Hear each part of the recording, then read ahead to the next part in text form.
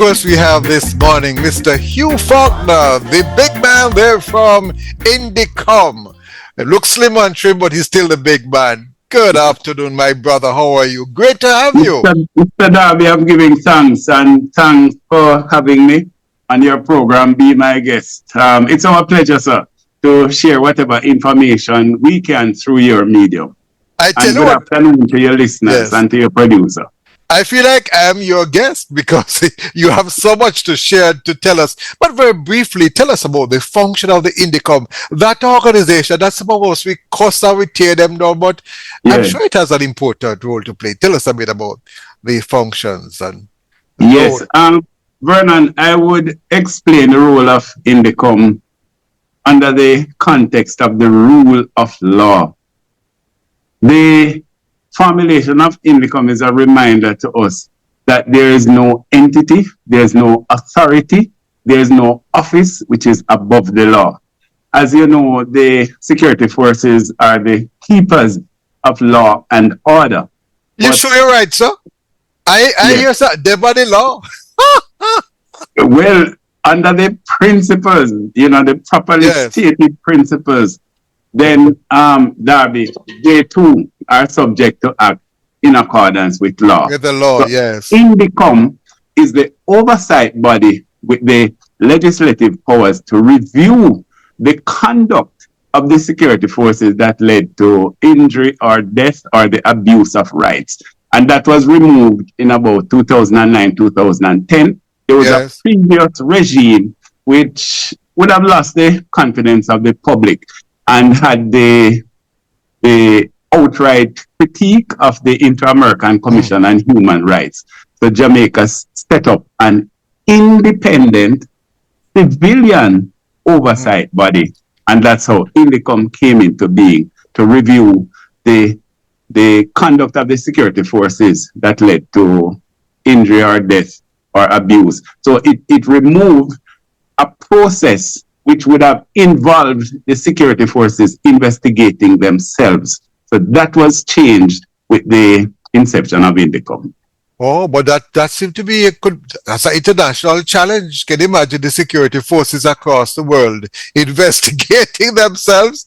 I've seen it in movies and I've heard stories, so I know what that can be like. So yes. But some of us are here that this is a wicked organization, and I hear that you're stopping the police from fighting crime. Why is that organization doing that, sir? Well, Vernon, in any jurisdiction where there's a high level of criminal activity, there are persons who believe that the security forces should just be given a carte blanche ticket to fight crime. So whatever they do is perceived to be in the interest of quelling crime. But you mean like shoot first, ask questions after? Well, act in any manner without, get rid of them, kill them. Right, but wicked thief, gang. But INDECOM, and we'll be launching a community sensitization in the coming financial year. Yes. For the first time, to explain to the public that in any modern democracy that uphold the rule of law, then our security forces, because the carte blanche ticket that we will give the security forces one day to deal with others could also come to deal with us. I think that's what the legislation intended, that every citizen should be assured that there's a body can review the conduct of the security forces. So we ask those persons to understand that there is merit in the concept of an independent oversight body, and notwithstanding the antecedent of the person with whom the security forces have confrontation. Yes. That confrontation has to be reviewed and to see whether all the proper conduct and rules and guidelines were followed. But then you seem to have so many cases to deal with. I gather that even recently some police officers have been charged. I wonder, you can probably mention that and tell me how you are coping if we have a significant increase in police shootings. How are you going to cope? Or if you have enough staff members to carry out the investigations? Right. Well, that is something under constant review, Vernon. And we have gone through all the steps, with the Services Commission, etc. And we'll be expanding our investigative team in a matter of weeks to correspond. Because I've always stated that once there's an expansion in the cohort of the security forces, then there should be a proportionate expansion in your oversight body. If there's a expansion in the budget of the security forces, there should also be a corresponding investigative increase to the oversight body.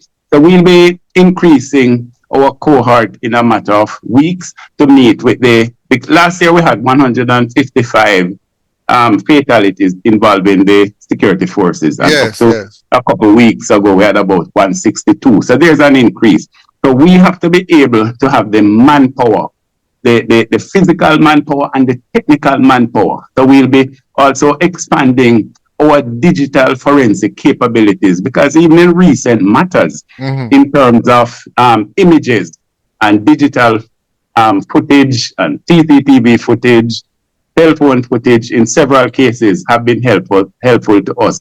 To that extent, Vernon, since January, every case that we investigate, that we recommend for a charge, we can charge the officer without submission of the file to the DPP. So the Privy Council says the DPP is your prosecutorial authority. Since January, we have had 24 rulings for charge by the DPP. 8 of the 24 involved officers being charged for murder. One good thing, yes. They're not guilty as yet, but that is still a significant. No, yes, it's a charge. So the presumption of innocence would tag along with these officers. Right. So one good point that I extract, and I commend the team at INDECOM, or investigators, or legal team, or forensic personnel. 3 of the matters, Vernon, occurred in 2023, and we have already had a ruling for charge, and those matters are before the court within roughly a 12-month period. Because sometimes the duration of investigation can be disconcerting to the family members, to the complainants, etc. So we have seen a positive trend in that direction, which we hope to improve.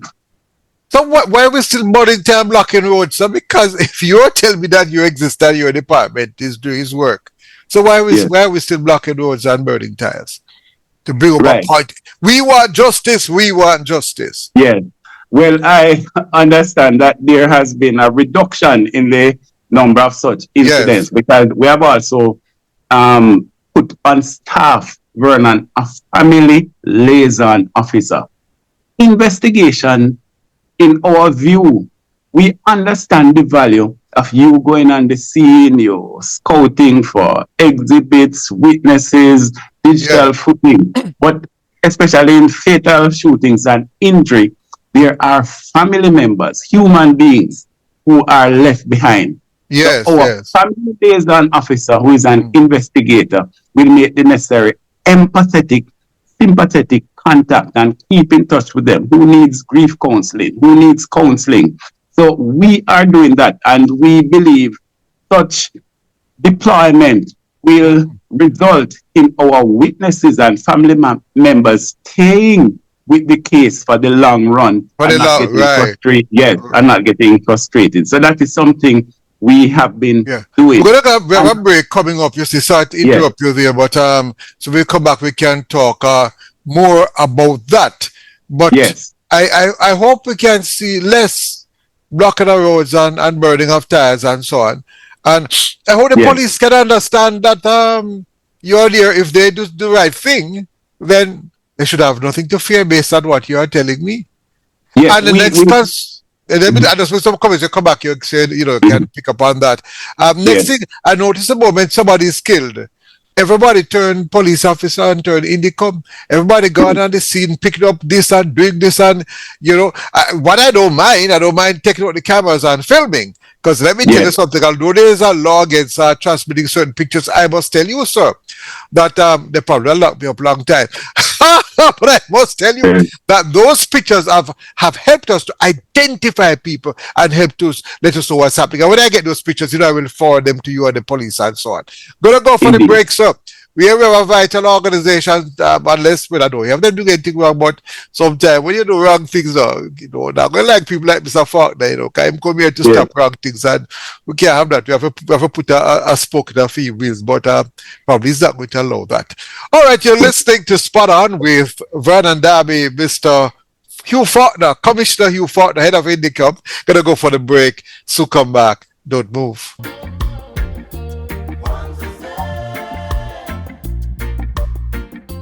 Welcome back. You're listening to Spot On with Vernon Derby, coming to you live from Kingston, Jamaica. We're talking to Mr. Hugh Faulkner, Commissioner Hugh Faulkner, who is the head of INDECOM, and we're just waiting on him to rejoin us on Zoom. So if you just give us a few minutes, I have some concerns, and that is, I noticed that whenever you have any shooting incident, that many persons are quick to jump on the scene, they're interfering with the scene, and even when the police officers have put up their tapes and so on, persons just simply cross the line and do what they want to do. I think we need to start to do something about that process. I don't know. There's a general indiscipline right across the country. It's not just security forces, it's just the whole country. We just need to stop it. You can't say there is a shooting incident and everybody's going to jump over and everybody want to see. If you want to take pictures, no problem. I don't have a problem with you taking pictures, but stay at your distance, man. Allow the police officers to do their work, or even INDECOM. All right, I think we have Mr. Faulkner back. Let me see if we can get him on that seeing his picture at all. So, Mr. Faulkner, if you are hearing us, right. Now we have you back on. Good, sir. Yes. I was just mentioning about citizens who jump in and there's a term for it when they interfere with the crime scene. It just seems as if there's a general indiscipline right across the country, Mr. Faulkner. Somebody shot and everybody jump out, taking picture and touching body, turning over. It's just amazing. Yes, we would ask the citizen to Vernon has a role to play. And we have often stated that the citizen, especially in the interaction with the security forces, should comply and then complain. Because we have seen a number of instances where there starts out to be just verbal interaction, and that verbal interaction escalates. And before you know it, we are investigating assault occasioning bodily harm, assault occasioning grievous bodily harm, and in one particular case of recent time, a fatal shooting. So we always indicate to the citizen to comply and then complain to INDECOM, and we can take the matter from there. And as you indicate, and you mentioned that, I remember old gentleman, Lord, let me tell you, so they were long in the world, they have some very wise things. So Mr. Mercurius used to say, Mr. Derby, unless you want to become a national hero, sometimes you fight for your right and you end up being dead right. Correct, sir. Mm-hmm. So we indicate, and as far as the sensitization for the public that I indicate to you, that we will be launching in the new financial year, we'll be asking the public to attend to matters with the security forces with decorum, with respect, and being polite. And that's the same standard. And in fact, the security forces being trained, we expect even a higher standard from them in the interaction with the citizen. As far as the incident scene is concerned, as you stated, Vernon, it is sterile location. So we ask persons where there is an incident, stay far from the incident scene so that the investigative steps can be taken. All the probes, all the photographs, all the exhibits can be collected without interruption and without contamination. So we ask for that. We appreciate the footage sent to us. And once footage is sent to the investigative body, it can help in the investigation itself, and it can further help in the prosecution if the matter leads to a prosecution. But all we ask that the author, the creator, the maker of the video is usually asked to exercise their civic duty and be a witness in the matter. And once we establish that the instrument that did the filming was in good working condition, it has not been tampered with or edited, then it can be good evidence in court. You mentioned a very important point there, and I don't know if everybody just love the excitement, So, when somebody dies, that's excitement. Blood on the ground is excitement, and everybody get excitement, and you take out your camera, you film it. And what we tend to do now, we go home and we edit that video. I'm glad that you mentioned that, because when you edit that video, you have tampered with it. Leave the video as is. But many of us, I think, are more keen on putting our name. Can you imagine you have a terrible site with blood and you want to put your picture on it? I don't know. I'm not a psychiatrist, but I think it is part of the madness. Yes. So the investigative body can do the formalities with regard to extracting the video from you and prepare it for court. So we would ask persons not to tamper with the video, not to add, not to subtract, not to modify. Now, tell me about some of your successes so far. We have a few moments. We have about 15. So tell me about some of your successes. And well, one good news that you have given us is that you are going to have an increase with the number of persons. But if we continue to have conflicts, then we are going to continue to have to increase your organization. Probably next thing will be just as large as the police force. Right. So Vernon, we have been a consistent, unfailing voice for the use of body-worn cameras. And I must say that in recent times, we have heard from the highest governmental authorities and the leadership of the security forces that the budgetary provisions are in place for the backroom facilities necessary for a broad outlay of the body-worn cameras. There are hold that point.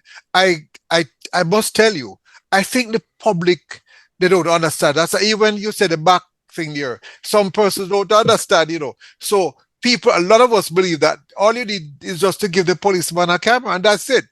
They don't understand that you need servers, you need quite a number of things, and that costs millions of dollars. They have to be procured and so on. And there's a feeling out there that there's objection to having body-worn cameras. Yes. Well, Vernon, that is true. Given the size of the JCF, then you have to have the adequate server capabilities because your storage has to be such that you can have the material stored sometimes for inordinately long time. You never can tell when it would be needed. Nowadays, the court can order a matter years ago to admit fresh evidence. So it's always good that your storage is good. And you have to also back up. Yes, indeed. Yes. Indeed. And well, let me start to interrupt you again. But all right, we get those cameras. So everything is fine. So guess what? I'm a police officer. If you think you're smart, I'm smarter than the whole owner. I'm on a crime scene, and guess what?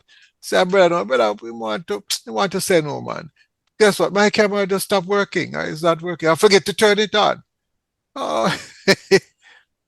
Well, Vernon, where we're heading is that you have to place an obligation on the officers to utilize, because what we have made it a part of our interview to ask the officer, were you trained in the use of body-worn cameras? Were you issued with a body-worn camera? And just like how an officer going out on an operation is handed a firearm and you do all the recording and logging of that firearm. Oh, I see. requirement will be in the body place for the cameras.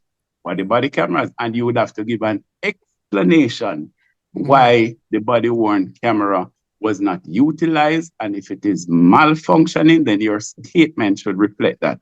So let me Jamaica is ask not you at the. something, I wonder if I'm as smart as you know. So you're going to take that camera like you take the phone after the incident. Well, there's a protocol for you to get the footage, Vernon, Okay, and okay. some of those protocols are already in place. In place. And you would have to get the physical picture if it's stored and it's properly stored, and you have Correct. the camera Correct. has a specific identification. Then you know Yes. that this camera 4461. Right. Correct. No, but what we have found, Vernon, is that, and for those matters, we have alerted the leadership of the security forces that Yes. while the use is below what we would desire, there is even a lower use of body worn cameras in the incident involving fatal shootings. It Now probably that is is too heavy to something. wear, Mister. Probably too cumbersome to wear it. Well, I think technology is not as, if you look at the diminution in size of a computer from years ago, and as technology advances, the physical weight of technological products are diminishing, Vernon. So Oh. I don't think that will be a problem. So we log I tried to to our find some cases. excuse, Mr. Ford, and you won't even allow me to find an I, excuse that I way. have no doubt you are seeking to do that, sir, which we don't have a problem with in you arguing on behalf of any side. But Yes. we believe. I think we just lost Mr. Hugh Faulkner, and he just only have a few more minutes, and we do hope we can get him back. And we was talking about those body cameras, which is a very important matter, because there is a saying that some officers don't want to wear it, and well, it seems to me that they will have to wear it now. But what was holding it back, as my understanding, is that it's a significant expenditure in terms of capital expenditure, because you see, many of us believe that it's just getting that camera alone, but it's more than that. The camera, you can imagine, the layman might believe that all you need is that camera now would record it. But I can't speak for the police force, but I assume that while it's recording, that recording would now be going to the server. And you have to have server, and you have to have also backup. Still, Mr. Faulkner still not back on, but we're still trying to get him back on. And that misinformation seemed to have circulated around quite a few times, because the impression I was getting from even persons who are supposed to know better was that there was a reluctance to have these body cameras. But it is more than that. I don't know, Mr. Faulkner could help me. I'm sure we have probably 14, 15,000 police officers. So each one would have to have a camera. And of course, you have to have some cameras put down to replace those that get damaged or they're out of service. And also, you'd have to have a server. And I'm telling you, the server, I tell you what, I think we seem to have lost Mr. Faulkner. So, real pity. I will probably have to have him back another day. So, going to go for the break. If we can have him back right after the break, we can have him back. We might have to make some changes in the programs. This is Spot On with Vernon Derby coming to you live from Kingston, Jamaica. This is Omega Radio. Stay with us. So come back. Don't move.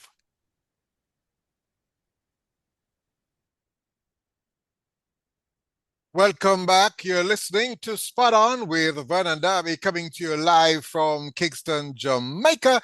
And of course, we have Mr. Faulkner back on. Just trying to get his picture up so we can see him. He's not that ugly, so I do hope he's not hiding from us. Not at all, Vernon. Yeah, sorry about that. I'm Right. not even sure where I lost the communication. Right. But you only have a few more minutes. You only have about 5 minutes. Yes. So if you can us any important information, and you have given us quite a bit. I was giving you trouble to tell you why, Yes. as Officer Darby, I will not wear that camera. Yes. Camera not working properly. The rain is falling. When I lift up my hand, I bounced it and it fell on the ground. But I don't know if all those arguments make sense. I don't know. You probably Well, tell me. you know, Vernon, if there were to be, for example, a citizen is taken into custody for some sexual offense, and DNA can help to identify the perpetrator. And an accused person says, "Boy, I'm not doing any DNA, you know." Yes. A jury could reasonably make an inference of you not choosing where there are bodily fluids on the complainant in a Yes. sexual offense, but you say you're not doing any DNA, right? I believe we may reach this stage also where the non-activation of a body-worn camera I give up. Mr. Faulkner, could lead to an inference. I give up. Yes, but that's for the law to take its course, Vernon. I give up. All right. I will think more about it. And when you come back and say if I can come up with a better idea, I will have to give it. Now you understand why for many years, for over 30 odd years, I've been pushing for NIDS. And I'm one of those who think it ought to be compulsory, but since it's not really compulsory, I understand. But I love the day to come that anybody who is being investigated or charged, DNA must be taken because there's, you call second offenders, you know. And you'll be one by one taking out a group of people that you have their DNA. So if they commit a second offense, you can say, And I'm one person who believes when they commit a second offense, that I'm going to say, bye-bye. That's it for you. One time is a chance, second time, that's it.